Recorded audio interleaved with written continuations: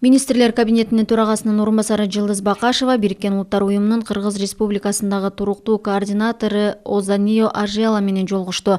Үстүбүздөгү жылдын 11-апрелинде өткөн жергиликтүү кеңештерге шайлоолордун жыйынтыгы боюнча аял лидерлер 38% депутаттык мандатка ээ болгондугу сиздер менен жемиштүү кызматташтыктын натыйжасы экендигин белгилеп кетким келет. Парламенттик шайлоолордо да бул жаатта жакшы натыйжалар орун аларына ишенимин билдирем, деди Министрлер кабинетинин төрагасынын орун басары.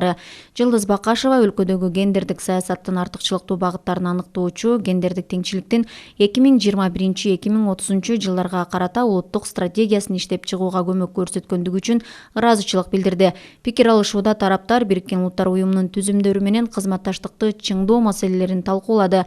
Тактап айтканда, Баткен облусунда орун алган окуялардан соң калкты психологиялык реабилитациялоо зарылдыгын эске алып, аялдарга жана кыздарга каршы зомбулуктун бардык түрүнө каршы күрөшүүгө багытталган луч света демилгесине Баткен облусунун Баткен жана Лейлек райондорун кошуу маселеси талкууланды. Мындан тышкары тараптар гендердик саясат жаатындагы мыйзамдарды өркүндөтүү маселесин талкуулады. Кыргыз Республикасындагы Бириккен Улуттар уюмунун тутумунун туруктуу координатору Озанио Ажела кызматташтыкты мындан ары карай тереңдетүүгө даярдыгын билдирди.